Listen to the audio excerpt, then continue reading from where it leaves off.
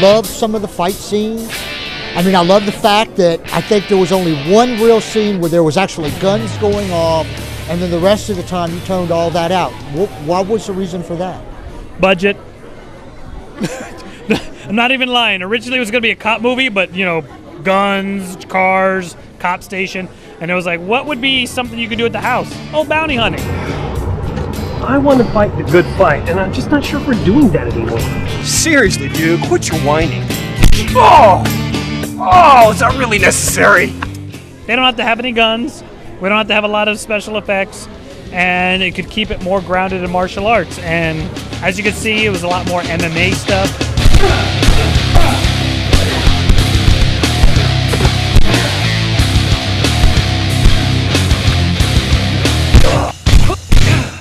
Well, originally I was brought on just as a PA. Eventually, he promoted me to his assistant producer. I think I worked out with him once, and we noticed we had a lot of martial arts background in common. So he asked me to do assistant fight choreography, and then went to stunts too, and a little bit of acting. I played one of the bad guys in there. You definitely have to keep an eye on Matthew, because sometimes if things don't go right on film, he'll pull one of the actors aside and he'll say, you know what, maybe kick him for real this time. Take off the mask!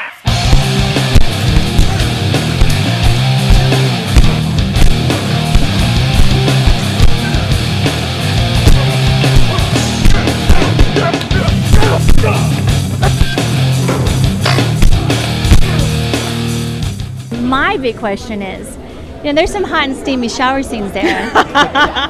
Love you, Stace. Always have.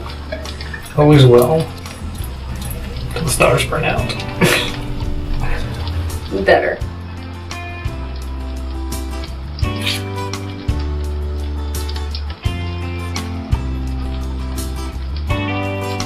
How did you feel in that first moment where you had to be seen in a naked scene with somebody?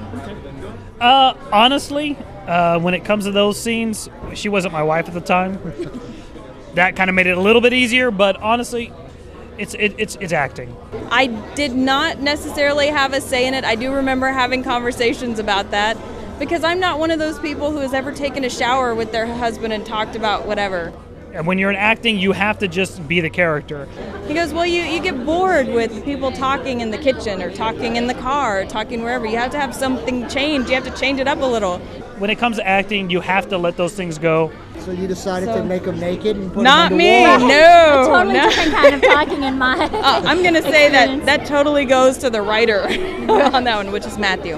And for me, this film was all about not holding back. I'll probably never understand what you went through over there.